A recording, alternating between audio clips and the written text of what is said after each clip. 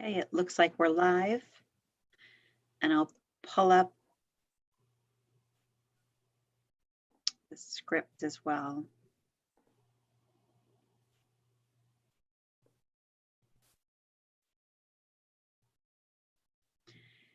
And let me Nice just and see big. if there's any more participants, because I heard another chime.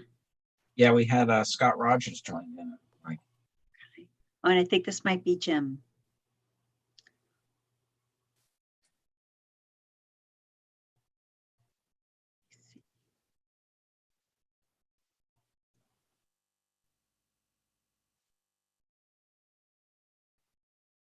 Or maybe the cell phone.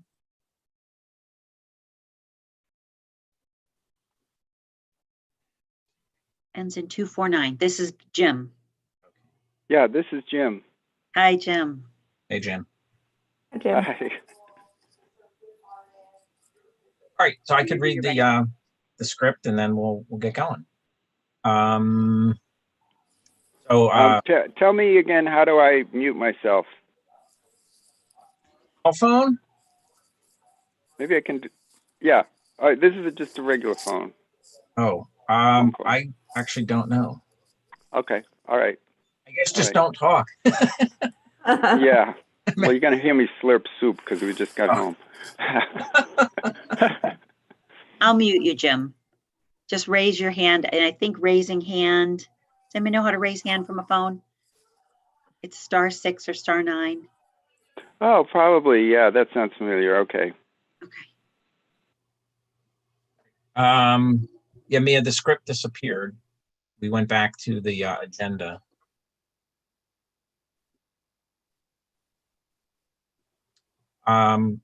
Okay, my name is Bob Mihalik. I'm the chairperson of the Northborough Trails Committee.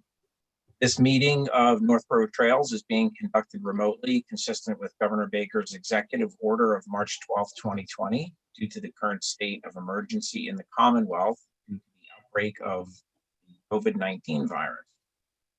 In order to mitigate the transmission of the COVID-19 virus, the town of Northborough has been advised and directed by the Commonwealth to suspend public gatherings, and as such, the governor's order suspends the requirement of the open meeting law to have all meetings in a publicly accessible physical location. All members of the Northborough Trails Committee are allowed and encouraged to participate remotely. The order allows Northborough Trails Committee to meet entirely remotely, so long as reasonable public access is afforded, so that the public can follow along with the deliberations of the meeting. The public is encouraged to follow along using the posted agenda unless the chair notes otherwise. Members of the public who wish to view the live stream do so by going to, quote, Northborough remote meetings on YouTube, end quote. I'm guessing it's via the link listed on the agenda. Ensuring public access does not ensure public participation unless such participation is required by law. This meeting will not feature public comment. And can you scroll a little bit? Members, when I call your name, please respond in the affirmative, state your name, and say each attending member's name and wait for verbal reply. Staff, when I call your name, please respond in the affirmative, state each staff member's name. So let's start with members. Brian Belfer, are you here? Brian Belfer, present. Carol Devine? Present. Jim Klinkenberg? Oh, you're muted, Jim, but. Oh, here. Am I back? This is back. Jim. Thank you. And Bill, I haven't met you in person yet, but Bill, your last name too, please. Bill Cobb. Okay, Bill Cobb. And Forrest Lyford. Forrest Lyford here. And is Scott Rogers here? I saw Scott pop up. I don't know if he's still here. Yeah, I'm here, Bob. I'm just being a silent spectator. Okay. Staff, when I call your name, please respond. Mia McDonald. Here. And are there any other staff members, Mia? No, just me. Okay. So let's see, the chair will invite each speaker by name to make a presentation and speak to their application. Participants will provide their full name and hold until their name is called. Each speaker will be asked to mute their phone or computer when not speaking and to speak clearly and in a way that helps generate accurate meeting minutes. Those responding will be asked to wait until the floor is yielded to them by the chair. Speakers who wish to respond to the comments of others do so through the chair, taking care to identify themselves. Each vote taken by the board or committee will be conducted by roll call vote.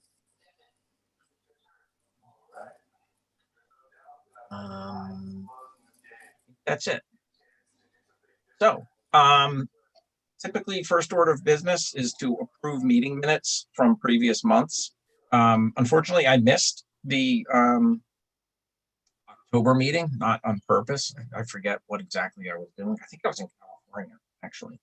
I read them, but I don't necessarily want to vote on the accuracy since I wasn't in attendance. But Mia can display both September and October minutes, and those who were in attendance, please feel free to state your name and then comment on the minutes. So we can start with Brian. Your name's listed there for September. Yeah, I was just rereading them. We're just looking at them so that we can approve them. Yes, sir.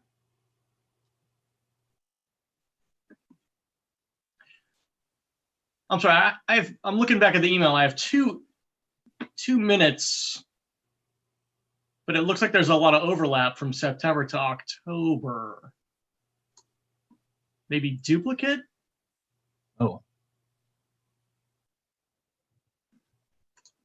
Yeah, so as I mentioned, I didn't go to the October one. Definitely the new info on the October is about the Menzner Trail Bridge. And I think some of the rerouting at Edmund Hill. Oh, I'm sorry. I was looking at the wrong attachment. Now I'm looking at the proper one. Okay.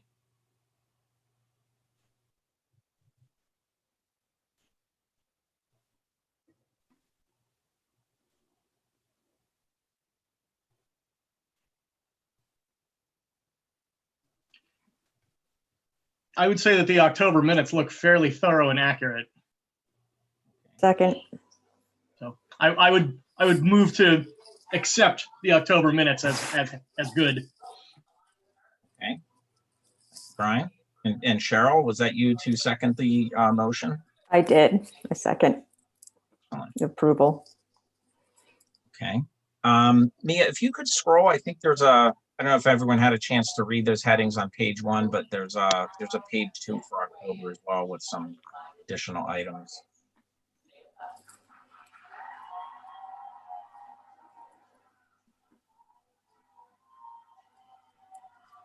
And then I don't know, Mia, if at the October meeting, were the September meeting minutes approved? No, we didn't get to them, so we do need to get to those as well. Okay. So if these look good and have been approved and accepted, we could go back to the September. Could we vote by roll call? I had a motion by Brian and a second by Cheryl, and then we need a roll call vote to accept. Okay. Bill, were you there on that? I think I see BC initials. I was present and I approve. Okay, thank you. Forrest? Yes, Lyford? I was present and I approve. Okay, and we have Cheryl, Divine, and Brian already did. Brian, you're listed twice. Wow. I just noticed that. It's really important. Right. I'll Okay. fix that. So other than Brian's name being listed twice, which Mia stated can be corrected, then the October 19th, 2020 minutes have been approved by roll call. And then if we go back to September, and I was there. So I read these prior to the meeting, and I do think they are accurate and make a motion to approve these minutes. Bob Mahalik, by the way. Sorry, makes a motion to approve. And should we do roll call for this This one? is Mia? Cheryl. I'll second.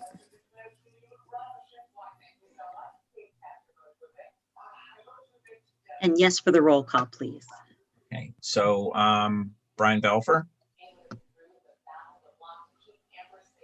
I think I was really late to that meeting, so I'm gonna abstain. okay. Forrest Lyford, Yes, I was there. I approve. okay, thank you. Jim Klinkenberg. Oh, Jim, you're on the phone, so you can't necessarily see these. So you may have to abstain. He may have received Well, them by email. Hi, this is Jim. I don't remember if I was at the September meeting. I know I've missed meetings. Okay, we have your name there, Jim. You may have joined in on the cell phone. Yeah. But if you can't see them or didn't get a chance to review them, that's fine. No, I looked at it, but there was I'll talk with Mia afterwards because I think there was something on an earlier meeting about when I was checking out the changes up on the Edmonds Hill. Oh, prior to Yeah, September. Yeah, I guess so. No, I think that's here. It says Jim K also stated new trail was well liked. Yeah, that's it. But what was missing was I got really confused about that I mentioned at the meeting the little colored tags, the little tapes that were tied everywhere. I just found it confusing. Yeah, I think those were And the you pink. did explain it at the meeting, but when I was out on the trail, I don't know. That's all. Yeah, So we should add that to the minutes? Yeah, the plastic tags left on the trail might confuse some hikers or something. I don't know. Okay, plastic tags. Now, since then, I think, Brian, I think you removed those tags and blazed up there. Is that right? I think. This was at the Edmonds reroute. Yep, the admin reroute. The trees have been blazed. They have orange blaze on them. I'm sorry, they have red blaze on them. I didn't actually do it. I'm not sure who did. There is still a little bit of flagging tape at the beginning of the new trail. It was coming me. from the Rice Ave side. I'm having a senior moment. I did it. I When I thought it went was up you, there to Mia. map. I went up there to map with CMRPC, which we haven't gotten that data yet, but that's another thing. I yanked all the pink tags I could and blazed it in red. Oh, thank you. Sure. I withdraw my comment or whatever. Okay. okay. So I think that's Jim Stein's not in attendance tonight, so we can't get his approval of these. So I think that was a complete roll call vote for the September minutes. Okay. All right. So with that out of the way, we can move on to the agenda for this month.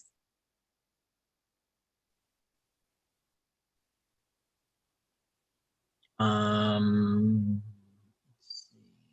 Trail reports. So as far as I know, the only report I heard was through the Facebook site where a volunteer not in attendance tonight noticed a tree had fallen down at Watson Park and was blocking the entrance to the trail at Watson Park. And he was able to, it wasn't very large, and he was able to saw through that with a handsaw and drag it out of the way. That was me, Bob. Oh, that was you, Bill? Yep. Oh, okay. Excellent. Thank you, Bill. And did you walk the whole Watson Park loop, Bill? Or Yeah, I did. Okay. I know, I also made note of that bridge that I'd like to fix because it's really gone on the Ridge Road side. Right. It's a little tiny one. It's just like, I think it's just two planks of 2x10. It'd probably take 30 minutes to fix. Yeah, that's right. I remember. Yeah, in the we were messaging in the Facebook application. Yeah, that's fine. And as I mentioned, we do have some lumber available behind the equipment shed, which is behind the Northborough Police Station. Some of that Brian inventoried, which may be earmarked for an Eagle Scout project that I'll talk about in a minute. But yeah, there should be some things there that you can use. There's some odd pieces. There's like a large piece of 8x8 pressure treated that could be used for support. And I think there's some planks there as well. So yeah, that's fine. And then I guess too, we do have funds available to purchase lumber, although lumber's hard to come by these days. I'm gonna hit my own lumber pile. I think I won't need a little clean out here, so we'll see how that goes. Okay, no, that's awesome. And do you need help doing that? No, it's gonna be real simple. Unless somebody really wants to come down. I mean, I'm thinking maybe I'll do it Saturday morning, but I'm not quite sure what time. Okay. It Yeah, won't I be mean, long. if you wanted to put something on the Facebook site, you're welcome to do that. If you don't mind doing it by yourself, that's fine too. I will be out of state on Saturday going to pick up my daughter in Pennsylvania, so I'll be around to help. No worries. I think it's probably going to be a piece of cake. It's just a couple planks. So no Yeah. worries. I appreciate it though. Excellent. And did you get a chance to walk that? It's sort of like an out and back section, and then it's almost like a lollipop shaped trail if you start over at that cul-de-sac area. Yeah, I walked the whole thing. There was a couple low hangers I cut out with a handsaw. Other than that, it's in pretty good shape. I didn't even know where the trailhead was because it was so obscured with those blowdowns. I Mhm. only saw it on my way back. So I cleared it out with a handsaw, and it's a little messy there. I'm probably going to clean it up a little bit more when I go back. But other than that, it's in pretty good shape. There is some trash, probably not a surprise there. Yeah. Near the trailhead and the boat launch. But if there is a process to follow, I'd be happy to put it in a bag and bring it somewhere, but I'm not sure what that process is. Yeah. So Mia, you might be able to provide some insight to this. I remember talking to the town planner, Kathy Joubert, and Kathy was saying that we could get the green town trash bags to use for trailhead cleanup. Yep, I have green trash bags at town hall. I can put them in it if you need. You just let me know how many you need. And then your choice is to bring them home and put them out at your curb, or you just leave them there and you send me an email and DPW can pick them up. But we try not to use our DPW points because they help us with the really big stuff. Like we had a whole basketball hoop at Watson Park, and like that's beyond all of us. And they went and took that for us. But if you want green bags, you can have them for free for trail cleanup. Just let me know. And I'm in the office tomorrow, 7 to noon. I can put some in an envelope and leave them at the door to town hall if you need. All right, we'll do. I think I'm looking at maybe a bag or a half a bag. Probably not a big deal. I'll really put 5 out there for you. You can just use them for trail cleanups. And if you ever can't bring them home because they're like dripping or something, just let me know and we can ask DPW if they're free to grab them. If they have the staff, they'll do it. Like after a snowstorm, they can't, that kind of thing. Do they support throwing it in a dumpster at the DPW, or that's not allowed at this point? No, they fill their dumpster, so they keep track of it. Like they'll tell us like, oh, our dumpster's really full and we're renewing the contract. We can't take it right now. We'll get it next week, that kind of thing. Okay, sounds good. But they've never said no. They've always let me know that they might, but they never have. They're very nice. So I'll put the bags out with your name, Bill. I'll Yep. leave them by the door to town hall.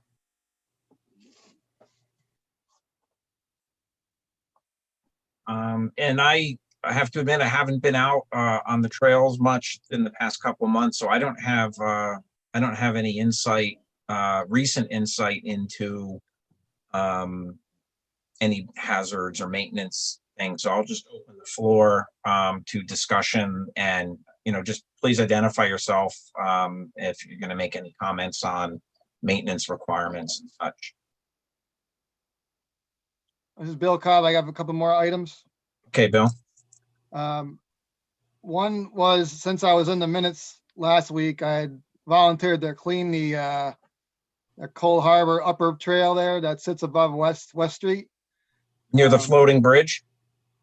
Yeah, I bushed that out with the weed cutter and the brush cutter, and it's in much better shape all the way to church now.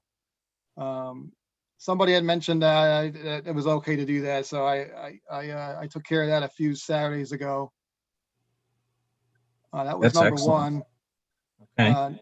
Number two, that tall grass trail was really growing in, where you could barely get through it without a massage. And I went through that last Sunday with the brush cutter and opened it up. At least you can get one person through there now without a struggle. So surprisingly, there was a lot of people on that trail, and it's just a dead end, but it seems popular. So that was the two items that I had.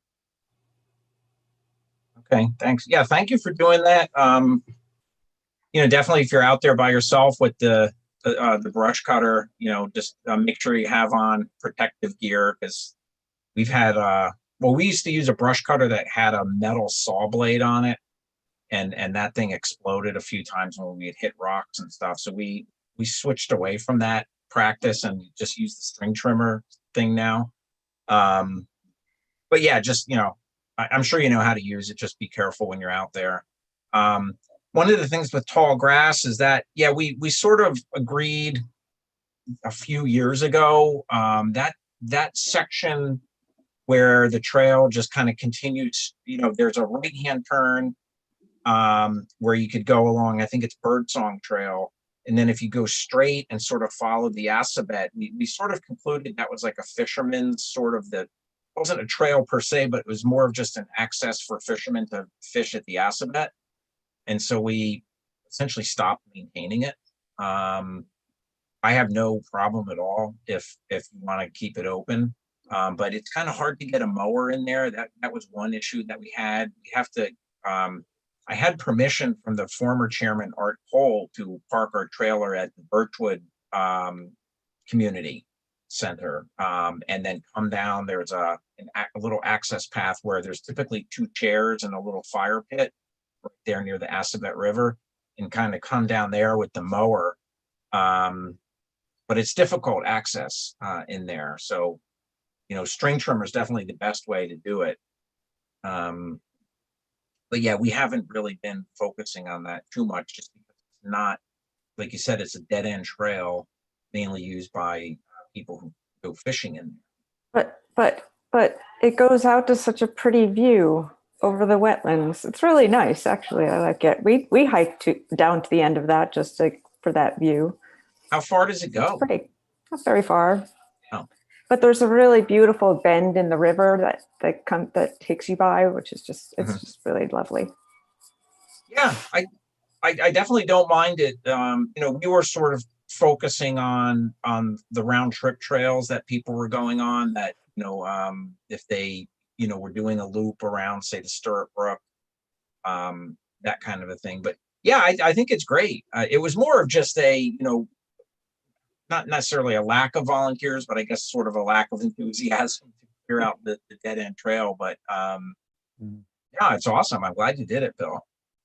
I went down there. Thank you. Sorry. I was gonna say, I went down there one time a few years ago. We had a pretty severe drought, and I was able to walk almost all the way over to, what's that trail that comes out on Boundary Street? Old Farm. Farm Trail. Yeah. The only thing I had to do was jump across like a 5 or 6 foot kind of muddy little brook. But I made it over to Beaver Point, or Owl Point? No, Beaver Point on Old Farm Trail, where we have a picnic table there. And it made me think, like, wow, that would be a really, but that's a floodplain, so we couldn't really put anything in there, I think. But it got me thinking, that new Burroughs Loop trail where they built that nice boardwalk on the other side of Boundary Street that goes up and through Marlboro. That, boy, it would be awesome to be able to go off of the that kind of fisherman's access trail and then go all the way across over to Beaver Point with a a nice boardwalk. When I was there were 3 people that came over and they were like, I hope this goes back to Old Farm. And I had to break the news. I'm like, nope, you've got to walk all the way back. Yeah. And one lady with her dog said, well, can you put a request in to connect it? And I'm like, I don't know. This is a drought. And if it's a wet season, that thing's probably going to be underwater, you know? Yeah. It's I- usually extremely muddy at the end of that trail. I went down there in the spring and you could barely get through it. It was so muddy. So even if we were to try to do a boardwalk, it's, it'd be like 1,000 feet of boardwalk. Yeah. Lumber would be probably prohibitive, but if it was a trail, I bet you it would be underwater most of the time. Yeah. Let me comment on that. The original plan was to have a boardwalk. In fact, there is one constructed. That lasted about 1 season because we had flooding and it floated away. And that was the end of the boardwalk. A lot of time and effort was put into that, but Oh, it didn't work. Yeah, and then I Alrighty think then, I guess that answers that. well, it's Yeah. technology. It's a floodway, so it's federally regulated and no structures are allowed because of the mobility of the floodway. Like I recently had to tell a person she couldn't put a hot tub in the floodway because the hot tub will end up in Church Street next hurricane. So the same thing, like the boardwalk would migrate and then you don't know what kind of damage it would cause from the migration. So the building inspector and the town engineer prohibit any structures in the floodway due to federal regulations. Yeah. Sorry. It's a shame. It'd be such a great loop. Oh, it would. It'd be fabulous. Amazing. But all right, Bill. Thanks for those 2 maintenance activities. Definitely much appreciated. I think on the agenda, Mia, if you could, am I hiding it on my own screen? If you could switch back, I don't know I forget what the next agenda items are. Equipment updates. Yeah, that pretty much is still true. I don't know of any any power tools we have that are broken or anything. I was mowing a bunch this summer. The mowers were great. The shed's kind of full with mowers and things like that. So I think we're all set up with. I found a couple at the ends of people's driveway and put a new spark plug in them and they ran. And so then I put it inside the shed. So we've got some a surplus of mowers now. You hoarding Same. mowers, Bob? I was, yeah, for a little while. It was weird, driving around town and be like, oh, there's a mower. So I'd throw it in the back of my truck and bring it home. And like one of them, literally, it just needed a new air filter. It was $5. And I put it on and it started up. I'm like, well, we can mow a trail with this. And if we hit a rock and the thing explodes, then it's only $5. Can I ask a question, Bob? Sure. The last time I used the brush mower over near the senior center, one of the tires came off. Is the brush mower up and functioning Yeah. currently? Yeah, I had that same thing happen to me, Forrest, and it turned out I think what happened was some moisture got in between the rim and the tire and sort of sat there for a little bit and it kind of rusted out, and then that broke the seal between the tire and the rim. So I had the same thing happen. I was over near mowing at Cedar Hill, and the wheel came off the rim. And so, I limped back to my truck and put it in the truck. And then I brought it home and took the wheel off of the rim and wire brushed the rim to get the rust and stuff out and put it back on and resealed it. So I was there. I switched the mowers around. I had the brush mower in the trailer and then the new grass mower was in the shed, but then I wanted to switch them. And that was like maybe in September, and it looked good. Like the wheels still had pressure in them and things like that. So I think it's going to hold up. But yeah, I think part of the problem is, those mowers sit there for months on end. And if there's any kind of moisture on it, it just starts to weigh at things. So I try to keep them dry. If I'm mowing and it happens to be starting to rain or something, I'll bring it home, dry it off before I put it back into the shed, that kind of thing. So let's see. New projects, funding, training opportunities. So some of the stuff I'm not too familiar with. I think, Forrest, you mentioned this accessible trail at the senior center. Is that around the little pond there and stuff like that? Yes, it's as near as I can tell, it's probably about a half-mile loop. Yeah, you can see the map that I guess Mia just brought this up. Oh, okay, nice. And actually, I was out there today, just moving dead and down stuff, and it could be a trail. We could run the brush mower over it now, I think, and we could have a functioning walking trail if we get all the permissions to do that kind of thing. There's very little effort involved in this. A lot of the brush removal was done as part of the disc golf activity, so we're just using some of those clearings that was done as part of disc golf activity. Yeah, some of that looked quite familiar to me, especially the stuff on the east side of the parking lot there.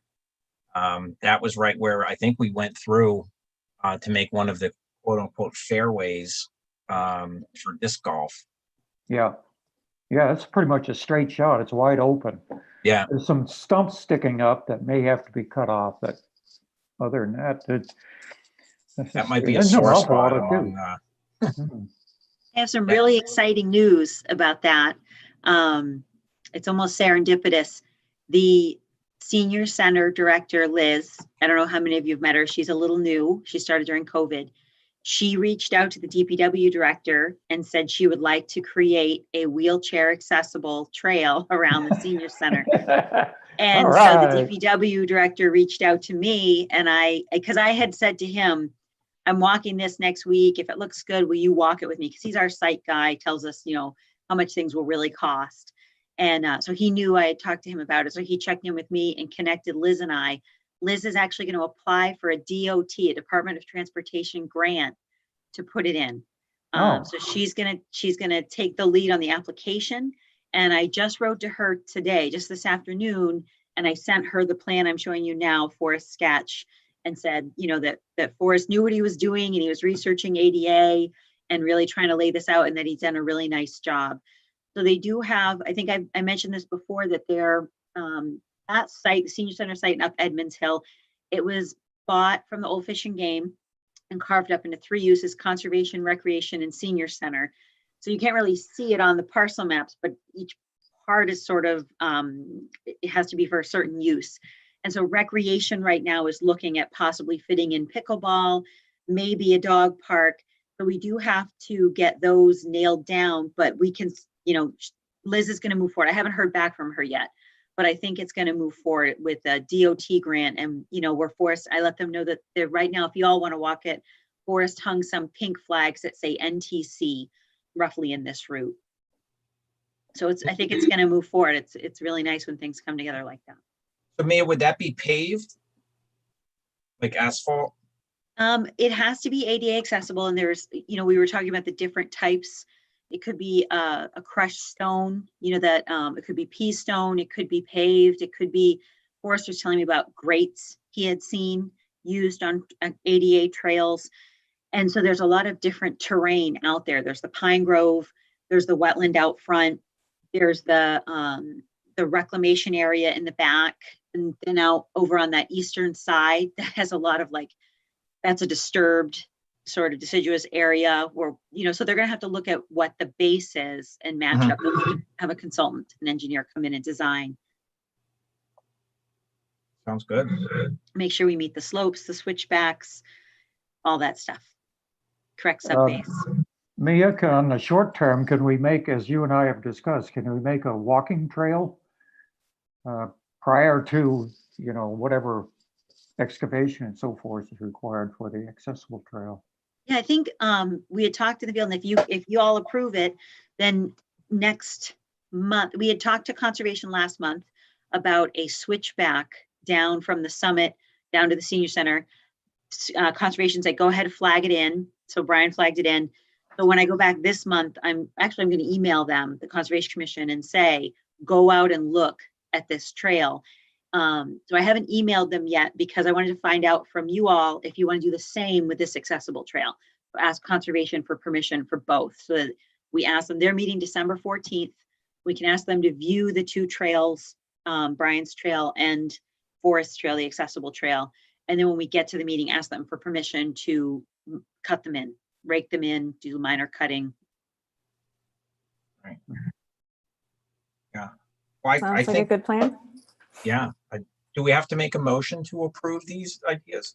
I think so. I'd like to make a motion to approve both a temporary walking trail around the senior center, and then also long-term and ADA accessible trail around the senior center, as well as switchbacks, the Edmund Hill Trail. Second. Thank you, Sherry. Just as a question, if it's like a DOT project and they want to pave it, is something like that typically done with like minimal destruction of the surrounding area? Because I'm like envisioning like giant paving trucks driving through the woods, and that seems a little bit unappealing. Yeah, I don't know yet. I don't know anything about this DOT grant. I have to find out. It's just happened this afternoon. So I'll get more information. Yeah, because I mean, I'm all for the ADA trail. I think it's a great idea. And I mean, if someone's ambitious enough to want to pave it, I think it's suitable also. I mean, I'd lean towards a more natural style, but if paving it's the way to go, that's great. I would just want to make sure that, you know, the voice is heard that like, we don't need like a 16-foot wide swath of destruction through there. Mhm. Or at least I think that would be bad. And it defeats the purpose. Yeah. So maybe the motion for now just be the temporary walking trail, and then we'll wait and see what that design looks like for because although you can just say that you're open to the design and the application. Yeah. Yeah. It's not like they're going to start constructing. Right. I just wanted to bring it up, you know, I don't know what it takes to put a paved trail through the woods, you know. The narrowest I've seen is through like a rail trail bed, and that's usually really wide already. So Mhm. Yeah, I think they have asphalt paving machines that can do 36 inches. But then the issue is that ADA compliant? Yes. You know, maybe ADA says 72 inches for. No, 36 inches. Oh, 36? Okay. Yep. So But you yeah, might that, need some turnouts, but that's another oh, that's good to know. detail. Yeah. So yeah, that can be done, I think, with relatively little impact, especially that part on the western side where there's not too much room between the pond and the train tracks. That's a fairly narrow, because we walked that strip. That was going to be a path where the disc golfers were going to walk down, and that's pretty narrow. That 36 inches is going to be like the edge of that pond, I think. So Yeah. that's going to be like, There'll have to be some brush clearing, but it's not, there's plenty of room there, I think. yeah, that Right, sounds I good. yeah. So there was a motion and a second for cutting in a temporary walking trail, design and application of the ADA trail, and cutting in of the Edmund Hill switchbacks. Should we take a roll call vote? Sure. Okay. Bob Mahalik, I approve of those measures. Forrest Lyford, I approve. Brian Belfer, I approve. Cheryl Devine, I approve. And Bill? Bill Cobb, I approve. Okay. And if we could switch back, Mia, to the agenda and just see what we got. So that's the item 3A. 3B would also be included in that, which would be the Summit Trail reroute, I believe. Edmund Hill Interpretive Trail. So that's a new thing for me. I'm not sure what that. You want to take a stab at that, Cheryl? Sure. So Forrest and I are looking to revive, update the current walking trail or interpretive trail on Edmund Hill.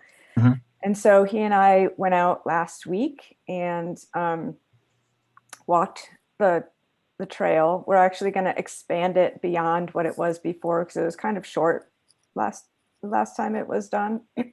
So this time we'll go up over the hill to the, from the Rice Avenue over to the senior center and then around that side trail and then by the railroad. So we're getting most of the trail system in there included.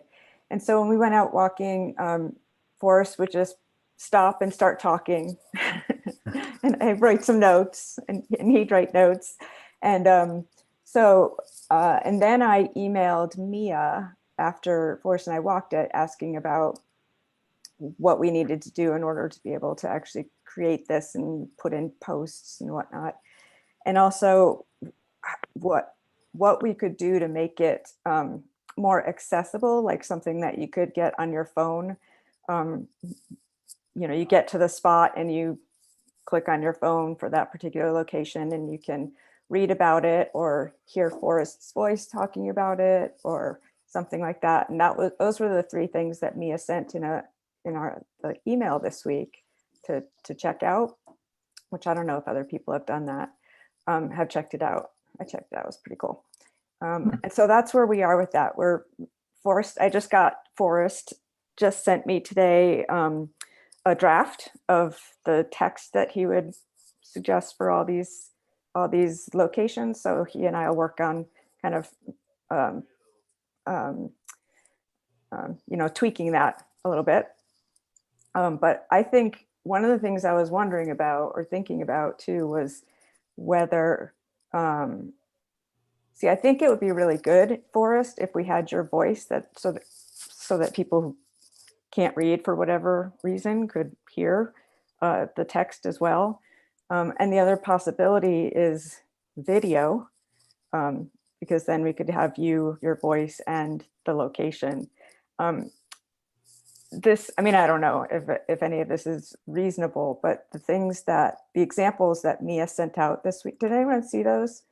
Like click on those links and see the examples. Can we hire a professional narrator like Morgan Freeman or someone like that? No, it's got to be you. I think it should be you, Forrest, for sure. That's People my might opinion. fall asleep. That's the problem. That's not true at all. Anyway, so those three examples that Mia sent out were pretty interesting. The third one was a little hard to for me to really see how that would work on a walking trail. They say that they do it, but it's like GPS enabled so that it automatically comes up on your phone when you cross into the town, if it's going to be a town that is doing this tour of their town, the highlights. But it also said that it could do a walking tour. So, I don't know if the GPS is that precise that if you're in the woods, it would actually know when you got to the location of the thing. But it's also the only one that has a fee attached to it. So that could be an issue too. And then of the other two, I thought the one that SVT did was pretty cool because it takes you back to their site where they can do a lot more, they could do a lot more text and video and photographs and all of that to kind of flesh things out more than just having a little blurb on the side of the Google Maps, which I think is what the second one looked like. Yeah, we thought at one point of maybe putting those 2D barcodes, in various locations, just a small little, maybe like a 3x5 card laminated with the two-dimensional barcode, the QR code, and you just point your camera at it and it pulls up a website that would have, information for that location. I'm assuming there's good enough cell signal there, and that there's towers right nearby. That might work, something like that. Yeah, I was thinking of doing as we did before. Those numbered posts that I put in have held up remarkably well over the last 15 years. I mean, some of them are starting to rot. They don't seem to be subject to vandalism. At least we haven't had, I don't know if we've had any problems that way. Right. And like I say, they have held up quite well. So I'd be glad to make posts like that if you think that's the best approach. Resilience, I think, is important. Yeah, definitely. That's sort of the back of my mind is, the potential for vandalism. If there's too much stuff put up, it may just get torn down. But yeah, those posts, a lot of them are still there. I think because they're very low, I think people miss them in some cases. You mean they miss them so they don't vandalize them? Yes, yeah. Whereas So if that's a good strategy. Right. Well, it might require some consultation on optimum height. Maybe we could make them another foot higher. They might be a little more obvious, but then people will try to kick them out. I don't know. Let's think about it anyway. Regardless, I have the templates that I use for numbering before, after all these years, and I'd be glad to do it again or something like that if you think that's appropriate. Yeah, there's a lot in that area to talk about. Yes. Ask Cheryl. There's a lot to talk about. Yeah. Yeah, so one of the things that it looked like one of those other examples might be able to do is actually have it attached or linked up to the trail map itself, which might be an advantage over just the QR codes. I think the QR codes is actually a really good idea because it makes it super easy to get to the website you need to go to. But I don't know, Mia, what did you think of those examples that you sent out? I like the SVT one the best too, because it's we don't need a third person. There's no annual fee, and they said they maintain it. So what I'm hearing is like the posts with the QR codes, but then also a trail map, and the trail map can also have QR codes or website links. And then when you go to the trails, and we can just create pages on the trails website. And when you're on the trails website, if they're numbered, people can just scroll through. You can just like go to number 1, number 2, or maybe have the numbers all at the bottom in case they somehow end up at number 14. They can click on 14 to find out. And also if someone's walking in the woods, and they just want to Google it, number 14 Edmund Hill, they'll get the right web page. If we put the right tags in, they can find out why they're looking at a sliding boulder, So. What's so special about this boulder? Yeah, and we can add video, pictures, historical pictures, Forest Voice. Right, exactly. See, Mia's with me, Forrest. I am. I actually really do think it should be you, Forrest. I think it should be your voice. But anyway, so that's really fun. That's what we're doing right now. And we've also talked about Jubilee after we're done with this one. Okay. And because I just wanted to add some. This is Jim. If we can convince Forrest to do it, I like his voice, and I'll volunteer to hold cue cards for him while you're putting it together. Nice. Sounds like a great idea. Actually, Forrest, I'm thinking we go out again and I just run a digital recorder and you just talk like you did before. I mean, you don't have to read something formal. I think we should still have the write-up like what you did, because I think that's really helpful, but just kind of, I think that's just add a lot to it. Yeah, we wouldn't have, that's a good idea. Just talk. Yeah. Talk. Yep. And you, question and answer. Forest is where the Jubilee Trail is that also one of those, what's it called, a glacial moraine?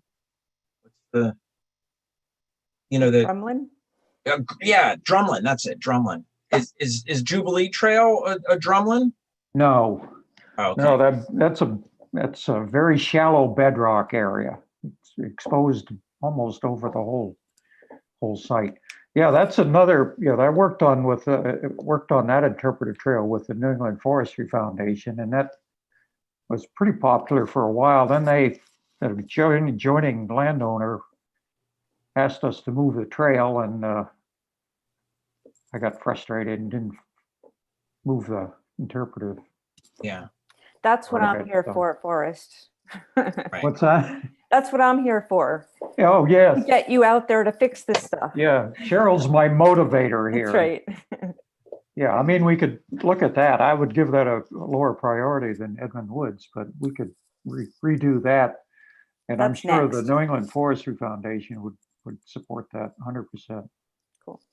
Yeah. Yeah, definitely what I like about Jubilee is the dendrology markers, the tree identifiers are nice to see out there. I think the one you had for the American chestnut, though, unfortunately, I think that tree died, as they're prone to do. Yeah, those signs didn't hold up quite as well as the 4x4 posts. Yeah. Lesson learned, I guess. Right. All right, and then item 3D on the agenda, it says BV NEMBA project, and I'm Brian, maybe is that something that you wanted to discuss? Indeed. So our friends in Blackstone Valley NEMBA want to get involved and are offering their assistance for some kind of trail work or bridge work in Northborough. Mostly inspired by, we had all the trauma up at Pisgah that they all recognized. It's a highly used mountain bike area. Obviously the NEMBA guys were not the people doing the destruction, but anyway, they reached out because they want to do something. They got a lot of talent. They have some money. They're really good at bridges. They'd love to help with something in town. So I wanted to brainstorm possibilities of what we think we might be able, how we could best utilize them. And if we want to do that, the Pisgah is really the destination trail. And then there are a lot of people that ride the Burroughs Loop Trail. A few people ride Edmund Hill, but it's not really a destination. Beyond that, the other trails in town are not really biking destinations. So, right. So I didn't know if anyone had any ideas on, what we might be looking for or what we could do. One trail that is pretty gnarly that would be tough to get through on a bicycle is the Sawing Loop Trail over in the Cedar Hill area. I think the Westboro Northboro town line goes through. I think sort of half of that trail is in Northboro and half is in Westboro. But there's some very, very rocky, wet areas in there that it would be great to have a little trail bridge on some of the Sawing Loop, because that's connected to the Crane Swamp. You can get onto the aqueduct from there. You can go up and over Walnut Hill. It's a fairly big area. Probably a couple thousand acres total. That to me kind of stands out. That's when I've ridden through there, I've always had to get off the bike and just kind of go walk it through some of these really wet, rocky areas. That to me seems like it would be a pretty cool place to get some trail bridges put in. Yeah, I can't remember if I've been on that. That's not one of the SVT no biking spots, is it? Mm-hmm. It's SVT. Yeah. It's in Westboro. Like, yeah, that actually might be SVT, but it is SVT. It is. The trail bridge could be advertised as a pedestrian crossing. Yeah,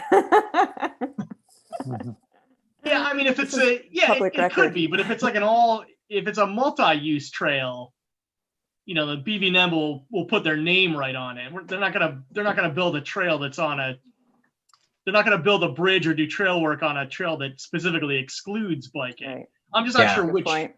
I get, some of the SVT stuff is bikeable, and then some of it's posted non-bikeable. Right. It's also in a greater scheme.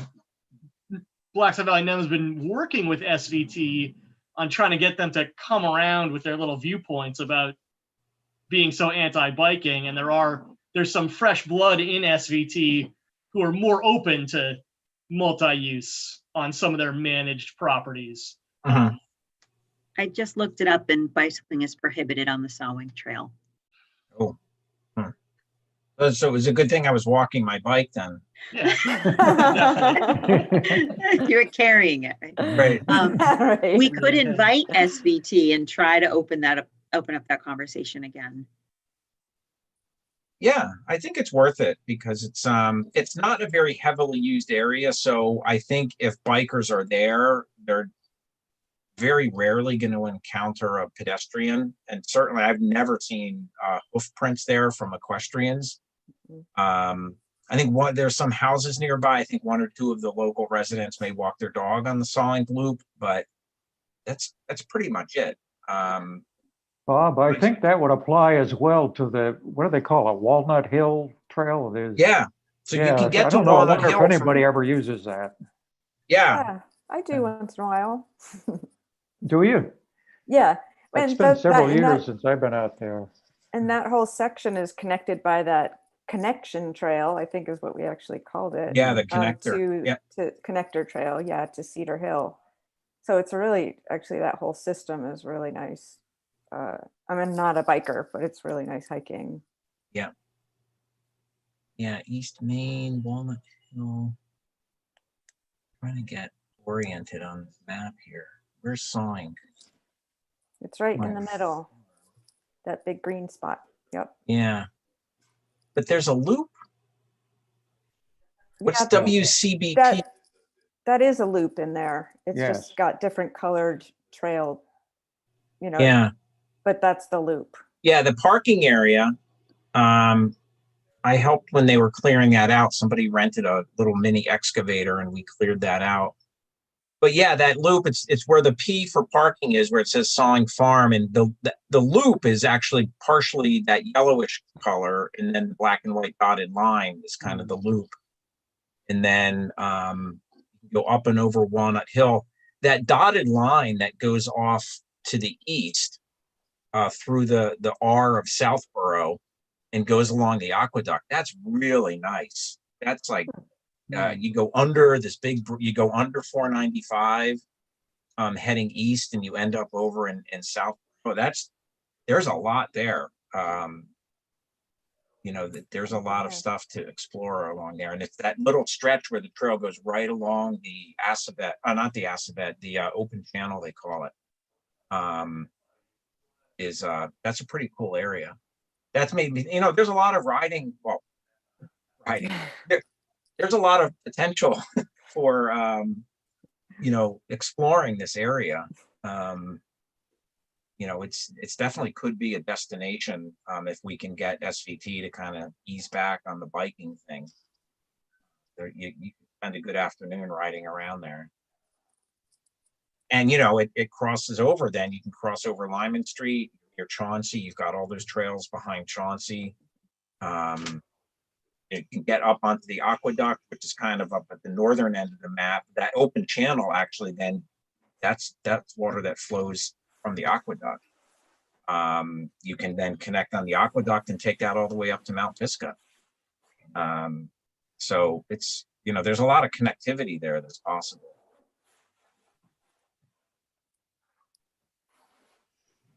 But yeah, I certainly would engage. Is Dan Stimson still at SVT, Mia?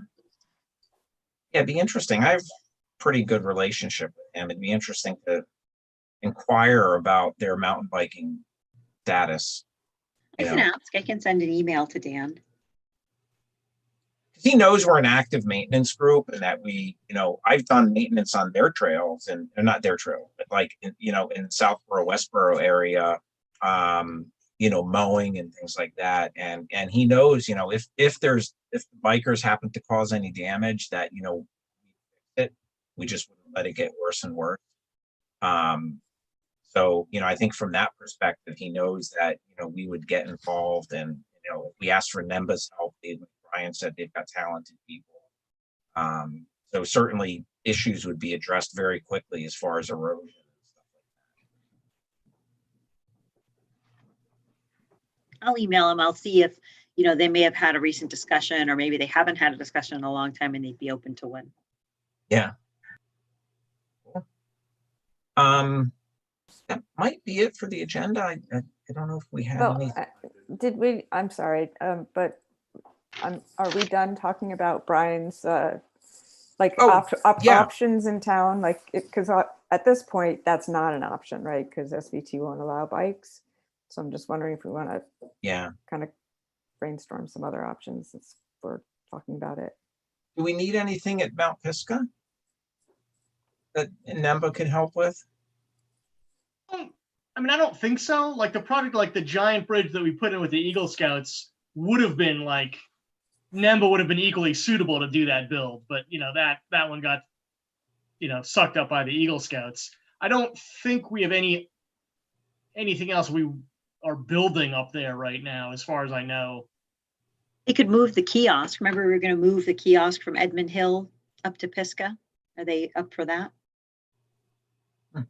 Not Edmund Hill. They were going to move it from Yellick. There's two at the Yellick on Oh. Hudson Street. And we were going to move one of those over to Pisgah.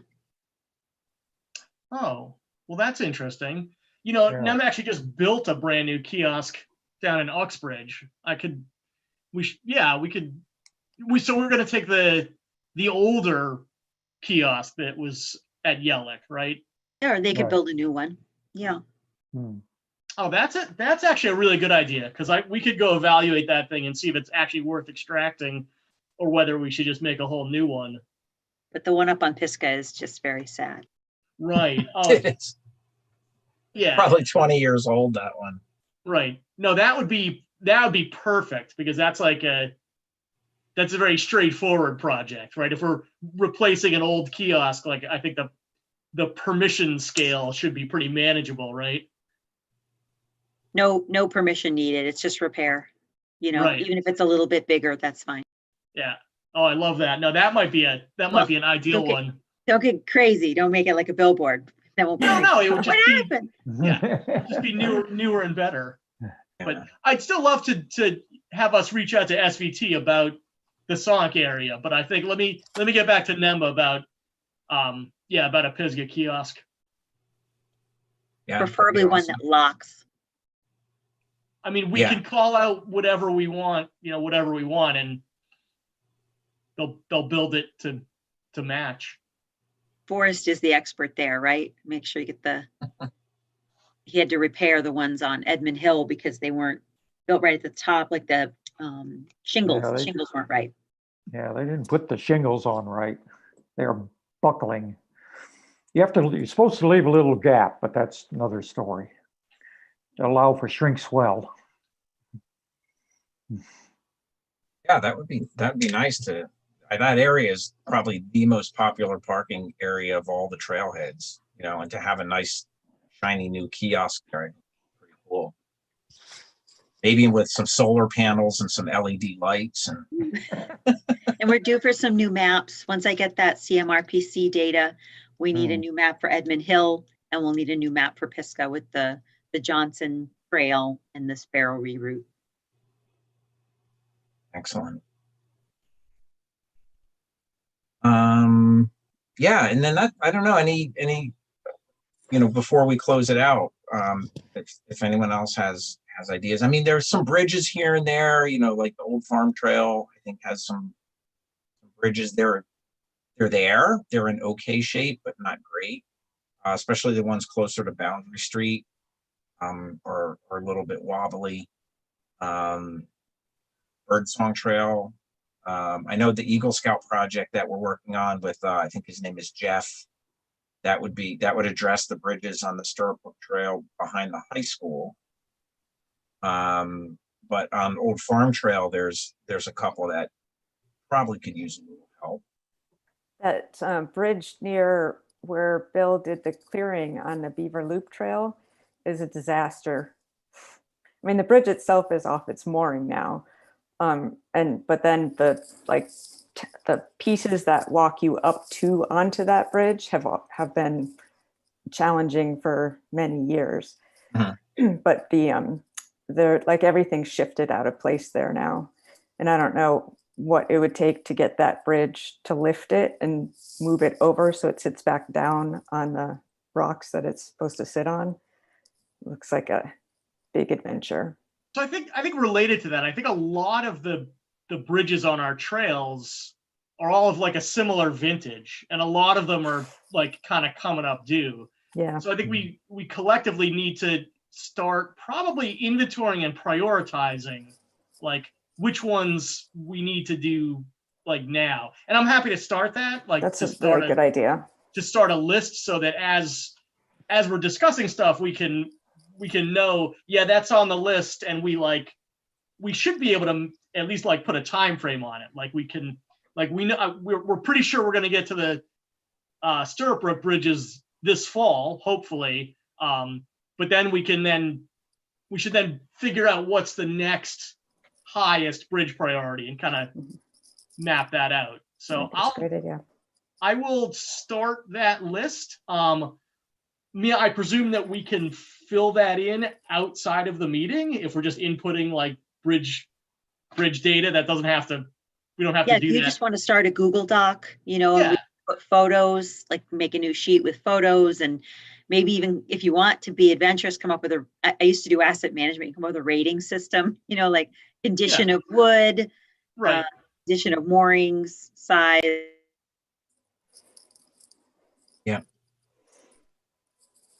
Yeah. Well, I'll start that sheet, and then we'll kick it around, and we'll get all of them on the list, and then we can collectively, next time we meet, we can start prioritizing them. Yeah. Okay. Mia, do you know, speaking of bridges, since we're on that subject, over near Yellick, where there's the unofficial official bridge, that's the 2 telephone poles that goes across the Assabet. That's super narrow. Like, it's even hard to just walk across. That is, I don't think that bridge is supposed to be there technically, but given that, like, could that even be replaced? It could be replaced. I found old email correspondence that DCR approved it. So it's official, and you can replace it. And remember, you had applied for that matching grant, and we can reapply again to put it in the same location or a different location. Okay. Yeah, that would be a candidate for sure, because that's a tough one. I mean, also too, once you're across, that particular section of trail is a little bit difficult as well, but that's sort of a different thing to address, I think. Maybe they'll feel bad about the whole dog park catastrophe and they'll approve the bridge this time. Who doesn't like a bridge replacement? Can I ask a question? I guess new business. Trails are new. We have new trails. We have move trails. We have proposed trails. Who does the mapping on that? Is there a plan for remapping or checking at least the existing trails to see if they're accurate and so forth? We grabbed the data for the Sparrow reroute, the Johnson Loop connector, and the Edmund Hill reroute. CMRPC came out with a nice Trimble unit, and they got the data for us. They have some money to do this for their communities. So they came out and did it. I think that was September. And I'm just waiting for them to send it over. And then they're going to update their regional maps. And then I'll work with our GIS person who is swamped right now. With COVID, he's just been pulled in. Like basically every town hall employee is now working remotely, and now all have a laptop and all need to learn how to use Zoom. And he's our Zoom master, one of our Zoom masters. So he's a little swamped, but maybe if COVID ends, he can help me update, because the town GIS has the recreation layer. We need to update that. Then we use that recreation layer to print the new maps. And I got a new computer this week that doesn't crash when I use ArcGIS. So I'm going to have to, it's been like 2 years, so I'm going to have to relearn ArcGIS, and hopefully I'll be taking over the mapping. Yeah, and in some cases too, we rely on, I know Jim Stein, when he was running the website, he linked to the SVT maps in some cases. And then the advantage of that is whenever SVT updated their map, as long as they didn't change the link, then when people would link to it, they would get the access to the updated SVT map. So that seemed to work well too. They do the regional Pisgah map because they bring in Berlin and their land and our land. So we're going to send that data over to them once we get it so that they can update the regional map that they have on their website.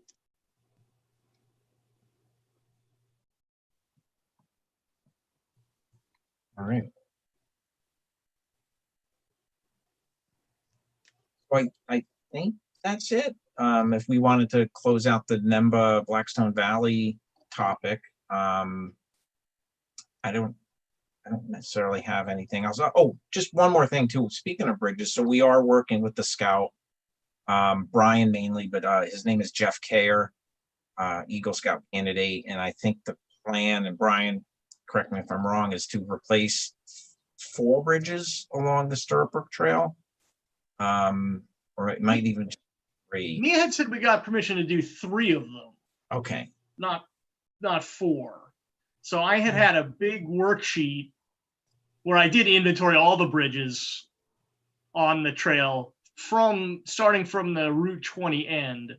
Mhm. And the first 2 were the ones that are old and too narrow for the mower. So we'd go longer and wider on those so we can get the mower onto the meadow. Mhm. Then there's the third bridge, Bridge C, is a little tiny one that's of little consequence. And then the one after that is, we'll call it Bridge D, is all rotted and broken and falling to pieces. So we're looking at replacing bridges A, B, and D on that trail. Okay.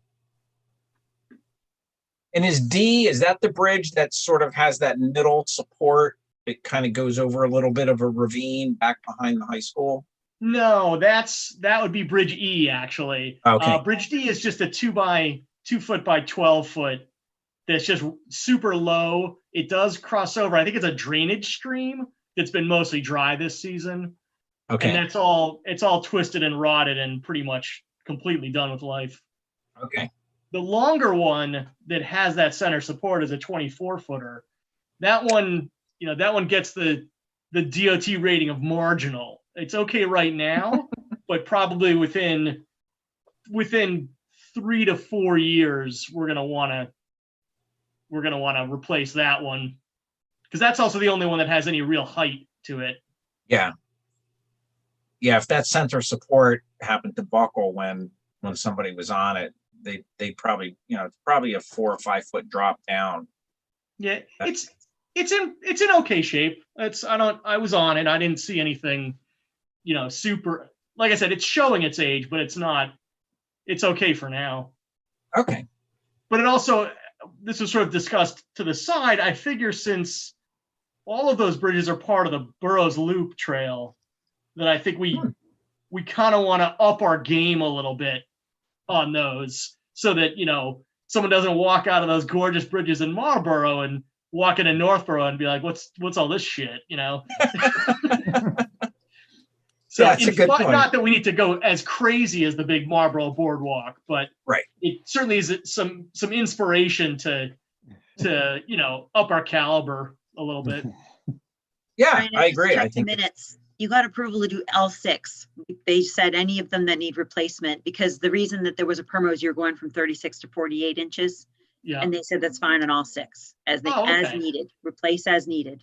Gotcha. I thought I read somewhere we got approval for 3, but I must have misread something. So I actually forgot to issue the permit, so you have constructive approval. No, I'll issue it. It was a request for determination. So I forgot to finish it and issue it to you. okay.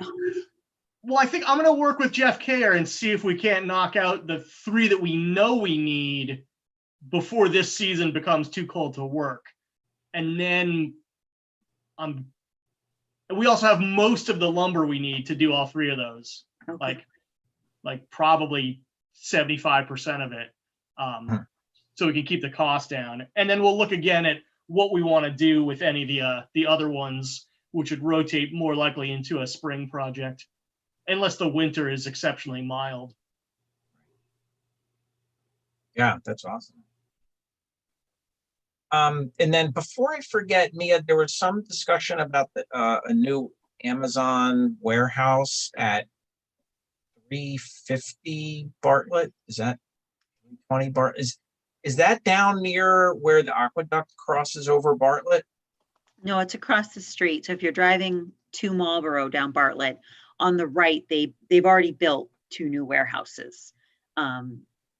Gutierrez Company built them. They're in, and then Gutierrez sold them to a management company who leased them to Amazon.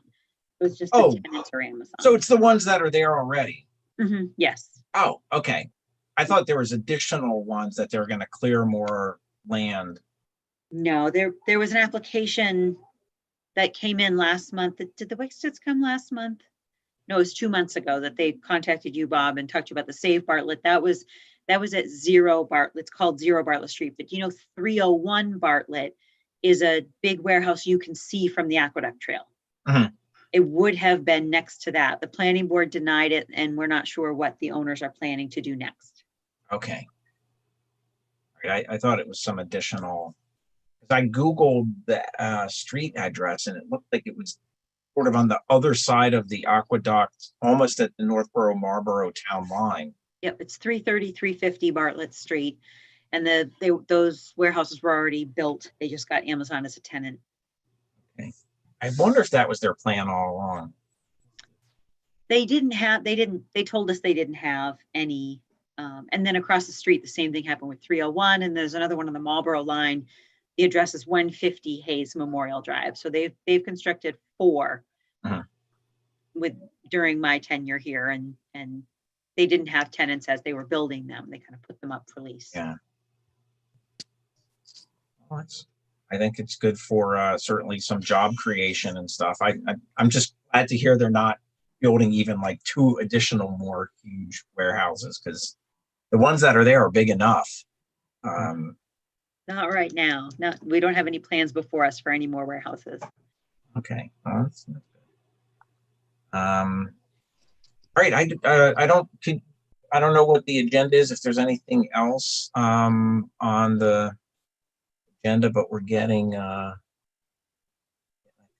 the end of the topics to discuss. We could certainly open the floor to anyone who has anything they want to bring up before we wrap things up. We did the minutes, mountain bike, equestrian, trail runner updates. Kind of discussed that a little bit with the NEMBA project. Mia, do you have any updates from staff? So the open space and recreation plan has been drafted. And the goals and objectives are ready. And we talked last month about having you guys review that. They did make some changes at the open space committee meeting. They met after you. And hopefully this Monday, November 23rd, we'll update that. And then I'm going to email you out. There's one section, I think it's section 9, which is really the goals, objectives, and action items. That's kind of the meat and potatoes of the plan. So if you guys would read that, and then we're going to be requesting a letter of support from you that that you either support the plan or don't. It's up to you. You don't have to, but make sure your initiatives are in there. Okay. And if you do read through it, it's Cheryl suggested I made it like a more accessible banner item. So I did on your website, the Open Space website, and the Conservation Commission website. We haven't received any public comment. So if you do want to take a look, I think it's sections 8 and 9. It's one PDF document, section 8 and 9. Just make sure that your goals are represented in there. Because when you go for funding, if Trails Committee applies for any grants, then if this grant project is in the goals and objectives of the open space and recreation plan, you get more points. Oh. It's a competitive grant program. All right. Sounds good. Yeah, I'll definitely look through that. So you said you'll be sending us a link to access that? I'll send you the PDF document. We're going to try to update it Monday night. Open Space Committee is going to try to finalize their goals, objectives, and action items on Monday. And then I'll send it out to you and the Conservation Commission, just saying, this is it. And then it's the same thing I'm going to be presenting to the Board of Selectmen at their December meeting to get a letter of support from them. All right, sounds good. Does anyone have any other topics they would like to discuss? This is Jim. I wanted to thank anyone involved with the just very usable state after all the storms and everything on the Birdsong Trail, one of my favorites. And the bridges there don't seem bad at all. I've been there a couple of times, once all the way down to the Assabet, and I just that's just really great. Yeah, that's a beautiful area for sure. It can get kind of wet and muddy in there, but Yeah, some places. I don't think it's our responsibility or anything, but I'm trying to keep a map in my head. If you're on top of the hill near the Westboro and Northboro and Southboro, towards Lyman Street. Mhm. There's some areas there that are just so non-maintained. It must be a year ago. I went with my friend Peter. Oh, by the way, Mia, thank you. I shared those Pisgah materials with my friend Peter, and we had a great hike there a couple of weeks ago. But over there, and that near the town borders, there's some wet areas and stuff, and I was trying to go in what I thought was a trail, and it just became impassable. So really neglected area. I don't know if it's Southboro's problem or what. Yeah, I think I know. That's the trail that ultimately leads up to the top of Cedar Hill. Yeah, I think so. I think the one you're talking. Yeah, that's pretty gnarly. Yeah. Very rocky. Yeah, it's been not that it's any consolation, Jim, but it's been like that for a couple decades from what I can remember. I think it's a wildlife management area Hmm. owned by Fish and Wildlife. If we're talking about the same portion, Westboro had to pull out their boardwalk bridges, and people are allowed to walk it, but no one's allowed to maintain it. That really long boardwalk they took out, that was the double plank, kind of zigzaggy one. Yeah, when the state hospital lands were put out, they first went to other state agencies, and the Division of Fish and Wildlife took a big part and made it a wildlife management area. And just like our Pisgah Wildlife Management Area, we're not supposed to maintain the trails. You're allowed to walk it, but it's not supposed to be maintained. But you can't walk it. You'll drown in a swamp. Yeah. That's the idea, Jim. Oh, I see. Yeah, more room for the turtles or something. Right. Yeah. Okay. Thank you, everybody. This is great. I miss all of you very much, and keep up the good work. Thanks, Jim. So I forget, Mia, the exact process to close the meeting. You can just end when you're ready. Just see if anybody else needs anything and close it out when you're ready. Okay, so yeah, if anyone else would like to discuss something, please feel free. And if not, we could end the meeting. I just have one question. Mia, do you have an ETA on the new signs that you were ordering? I know we might have chatted, but I don't remember what we said. I ordered them. I'll check back. I'm getting them from D Signs in Northborough. And he said he was just because I asked him if he needed a purchase order. This was 2 weeks ago. And I asked him if he needed a purchase order, and he said, no, he just go ahead and do them and then bill me. So I'll check in and see if they're done yet. Okay, cool. And are those for that new trail at Mount Pisgah, the rerouted trail? They're mostly, most of the signs, there's two that say this area is under video surveillance because we're going to be hanging the trail cameras on Pisgah, and the police said we should hang those in the parking lot. And then most of the signs are not a trail or leads to private property. Okay. And did I tell you yet that I got the trail cameras? It was so hard to get them, but the municipal check, and then Cabela's didn't have the item, so I had to find something. It was quite an adventure, but I got my hands on 6 trail cameras, and they are not what I had hoped to get. So I have one at a conservation commissioner's house. I put it up last week. So I have 6. If I open all the 6 boxes, I can't return them. So I just opened one, and I have it running at his house, and I'm going to go pick it up tomorrow and just see what I see if it's what we want. If not, I'll return the 5 and get 5 different ones. So Is it motion activated? yes. Okay. Yeah. So it's a little trial and error. If any of you have experience, I have to figure out how to, there's like a plastic coated wire and a lock that I have to create to lock them onto the trees, and then get in the groove of how to point them and how to set them up so they can see you, but you can't see them, that kind of thing. So there'll be some trial and error.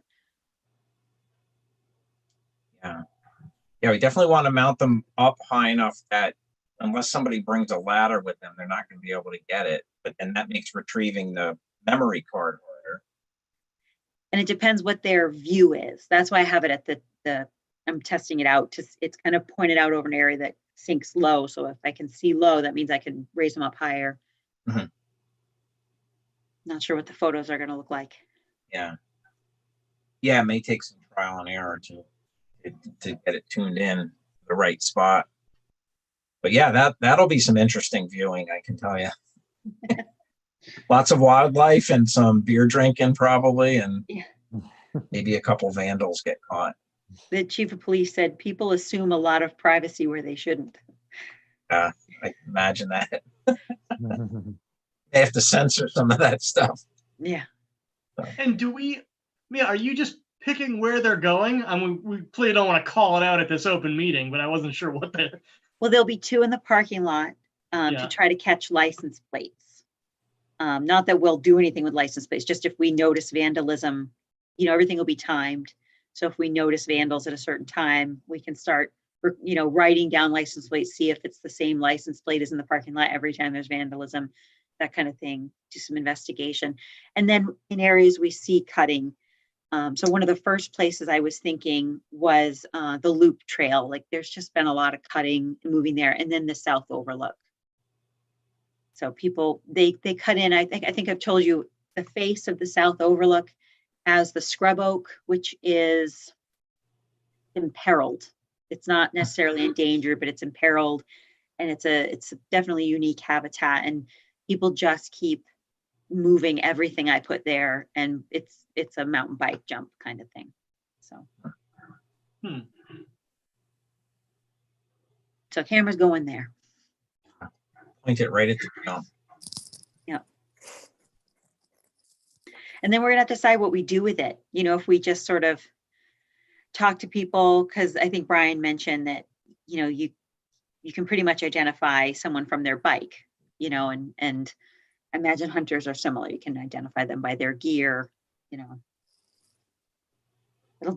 be the young adult males in black hoodies that will be the difficulty identifying. So Yeah, I mean, if we wind up getting good footage of someone on a bike, and we can identify the bicycle and get like a solid silhouette of the person, there's a real high percentage chance that guy can get tracked down. Mhm. And then can get a talking to. Yeah, and I do enforcement with the Conservation Commission. The Conservation Commission is regulatory. We enforce the Wetlands Protection Act and the Northborough Wetlands Bylaw. And our status is when someone violates, the first thing we do is we have conversation. So it's not like I'm going to go slapping people with fines right away or calling the police on them right away. It's the first step is always a conversation, and I put something in writing. Usually send them a letter saying, I know you did a bad thing. This is how I expect you to fix it, and I expect you not to do it again. And then if they do it again, we have a document that they did it the first time, and that second time is when we look at enforcement. Cool. So, yeah, it's very customer friendly. Yeah, and that's something too that I think the word would get out. Hopefully, it might just take 1 or 2 examples, and people be like, "Oh, all right, we have to move our vandalism activities to some other town because they're catching us here in Northborough."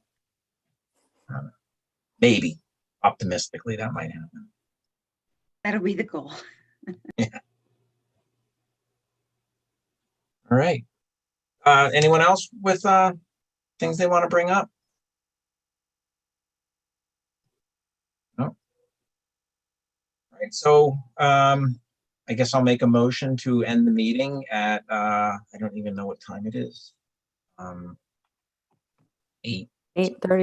8:31. 8:31. Second. Thank you, Brian. And I think we have to do a roll call at the end. So I'm Bob Mahalik, Chairman of the Trails Committee. And Brian, Brian, I approve to end the meeting. Forrest, Yep, Forrest Lyford. Cheryl, Cheryl Devine. Jim, This is Jim. Approve closing the meeting. Thank you. and I can't see anymore. I don't know if Scott is still here, Scott Rogers. Bill is still here. Thanks for letting me Yeah, join. Bill. I don't have a vote on that one, though. Okay. And Thanks for letting me be with you guys. That was fun. thanks, Scott. And is Bill still here? Bill's Yeah. here. Bill Cobb approves of the closing. Thank Right. you. And staff member Mia McDonald. I don't get a vote. I don't pay taxes here. All right. Well, thank you, everyone. Historically in December, we would typically have a social gathering and not have a meeting. But I think in lieu of that, we should probably just have a regular December meeting. With drinks. What Yeah. day? December Um, 14th is conservation. So there's the 21st is the next Monday, or the previous Monday is the 7th. Monday, the 21st would be typically when we would do it, third Monday of the month, if that's open. Bob, do you want to make it an official meeting, or do you want to do it an unofficial social so that we can like drink and swear and stuff? You know what? I have to attend the Board of Selectmen that night. So if you do want to do a social and any of you know Zoom, you could just host a little social Zoom meeting. Yeah, let's do that. Okay. Let's continue the tradition of an informal social December meeting. With a beverage of your choice. Okay. Don't discuss any official business. Just No, have we a, won't.